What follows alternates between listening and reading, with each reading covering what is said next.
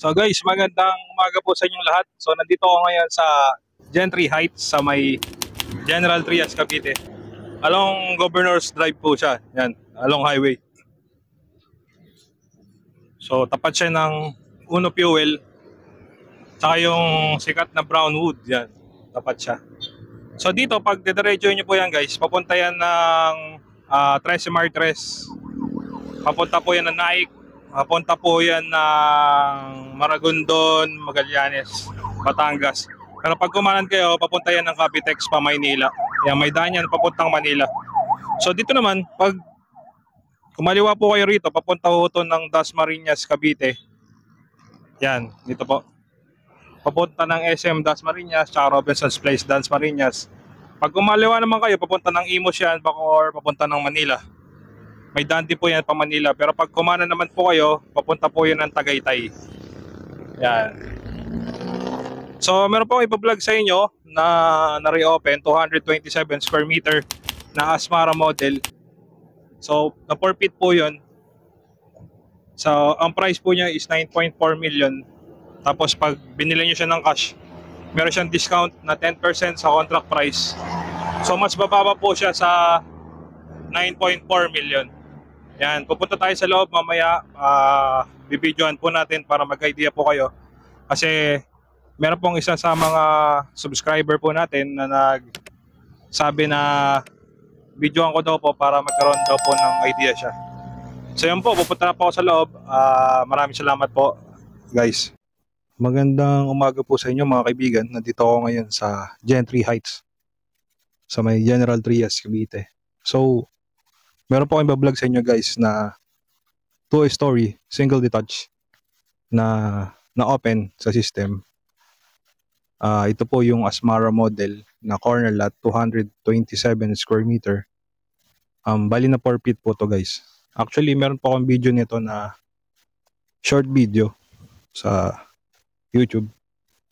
So may nag-request na isa sa ating mga kaibigan or isa sa ating mga subscriber na kung ba pwede daw na videohan itong na-reopen na corner lot. So nandito ako ngayon guys, ito available pa rin siya. So kung napapanood nyo po ito, kung interested po kayo, bali ang total contract price nito guys ay 9.4 million. So usually pag bibili nyo to ng cash or spot cash, may discount po to na 10% sa contract price. So mas bababa pa sa 9.4 million yung price niya. So yan po yung property guys, ayan, corner lot. Maganda guys, no, elevated, nasa taas siya eh, oh. Yung mga kapitbahay niya nasa baba eh. Yan, 227 square meter ang lote niyan guys. So yan po yung ibablog ko sa inyo ngayon. But tip, kung napanood nyo ho to, interested kayo, ipa-flash ko yung aking number, tawagan nyo ako, puntahan natin ng personal. At pwede nyo na po itong i-reserve. Yan. So ang reservation fee, ipa-flash ko na lang sa screen. So yan, oh, meron pa siyang bakanteng lote sa gilid. Malaki yung 227 square meter. Yan. Tapos mababa pa siya, no? Below 10M. So guys, tara, libutin na natin yung buong surroundings. Tapos pasukin natin loob para magka-idea po kayo. Yan. Uunahin na ho natin ito sa mayroong mga tanim sa right side. So ito yung pinaka carport niya guys, no? Yan. So ito naman guys, pag kinuha ninyo, bali i-rectify ito ng developer. Meaning, pipinturahan yan loob at labas. Tapos kung meron siyang makikitang mga damage, papalitan po yan ng bago. As in good as new. Yan. Nasa above siya ng ano, no? Yung kapitbahay niya, yan, no? So mataas to. Mataas yung lupang to. So dito sa right side, malaki pa yung lote niya, no? Actually, yung dating owner, nagtatanim-tanim pa eh. Ngayon, dito sa gilid, kung gusto nyong pabakuran, pwede. You know, papataasan nyo na lang. hanggang dun sa kabilang side. Pwede pa nga pa-extend to eh. Another na kwarto pwede. Sa likod, malaki din yung espasyo sa likod guys. Ayan. Pwede nga maglagay dito ng ano eh, dirty kitchen or laundry area. Mas lalo na rito guys, no? Mas lalo malaking lote pa rito. Oh. Pwede pang maglagay pa rito ng another na Asmara model. Sobrang laki oh.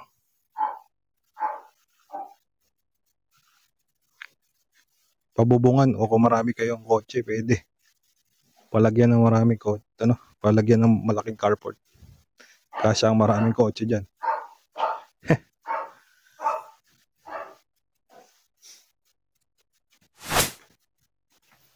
So, pasokin natin yung loob, guys.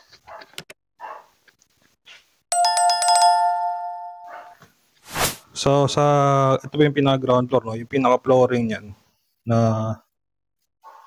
palitan na ng bago ng owner dati. So, sa typical na Asmara model, hindi ganyan yung flooring niya eh. So, good thing. Maganda na yung design ng pinaka-flooring niya sa ground floor. So, dito yung pinaka living area. Yan. Merong ditong sliding window sa gilid at dito rin sa harapan. So, nilagyan to siguro to ng aircon. Binutasan yan eh. Split type aircon. So, lahat naman nung makikita nyo na mga damage dito, papalitan to ng developer good as new. Once nakukunin nyo to, i-rectify. Yan. Tapos dito yung pinaka kusina. Ayun. Sliding door palabas.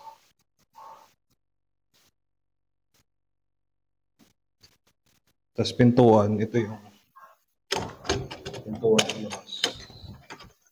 Yan. Dito tayo galing kanina eh. Ganda, nakita din lang pala yung main highway dun eh.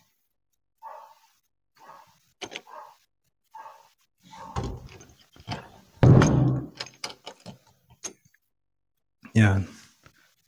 So maganda location na ito guys. Lalo na kung meron kayong mga elderly na kasama sa family. Malapit po to sa Gentry Doctors sa hospital and Gentry Med. So, ipa-flash ko sa screen kung ilang kilometers lang or meters. Malapit lang ho to sa hospital. Yan. So, dito sa ground floor, meron siyang kwarto, no? Yan. Tapos meron siyang sariling toilet.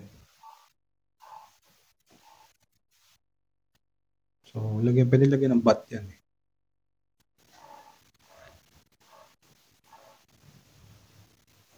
Tapos dito sa labas, meron din siyang sariling toilet din. Ayan.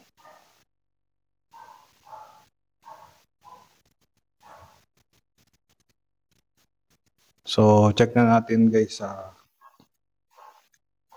second floor.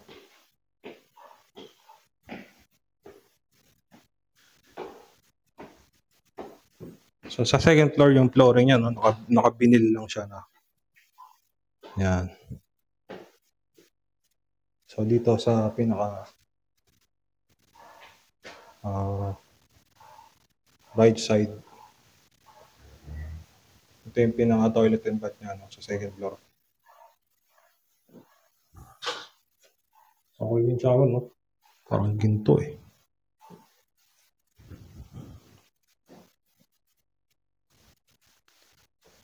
Tapos dito, may kwarto siya, no?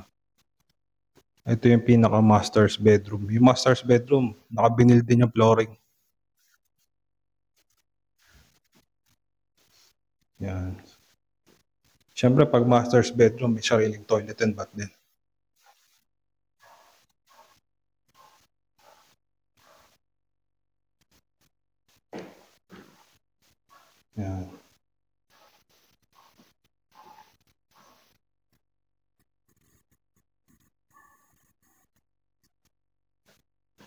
Ayos yung ano. Naglagyan ng design eh. Tapos may dalawa pang kwarto rito. Ano? Ito yung pangalawang kwarto sa second floor. Ayan. Ganda, no? Elevated eh. Kitang-kita mo yung ano eh. Nasa above ka ng neighbor. Mataas yung ano. Mataas tong property ito. So ito yung pinaka-last na kwarto. Yan.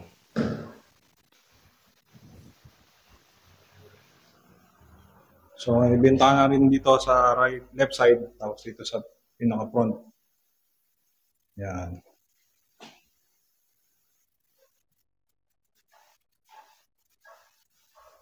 So dito sa second floor, sa Asmara model, meron siyang 3 bedroom, including yung master's bedroom. Tapos ito yung pinaka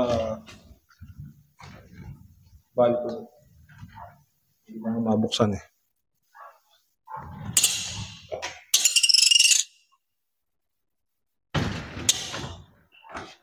Ayan. Sinagad natin.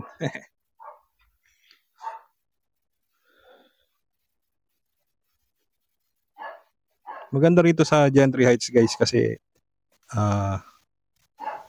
hindi pa siya crowded na lugar. Saka maraming mga puno. Ano mo pa rin yung simoy ng hangin dito, fresh pa. Ayan. So yun, kung interested po kayo dito guys, dito sa nag-reopen na Asmara model, 227 square meter yung kanyang lot area. Muli, pa-flash ko yung aking number, tawagan nyo ako. May discount to guys pag binili nyo ng spot cash. So, 10% yun. May babawas sa contract price. So, more or less kung 9.4, mga nasa 8 something na lang po yan. Tapos 227 pa yung inyong lote, malaki. Yan. So yun po, maraming salamat complete sa mga tumatangkilik at sumusubaybay ng aking YouTube channel. So, kung nasaan man kayo naroon, mga kaibigan natin dyan, kapatid sa ibang bansa. So, mag-ingat lang po lagi. Aking dalangin ang inyong safety at patnubay ng Panginoong Banal na Espiritu. So, once again, sa mga hindi pa po belong, don't forget lang mo to like and subscribe para ma-update po kayo sa mga upcoming ko pang vlog dito sa YouTube. So, take care. God bless to everyone.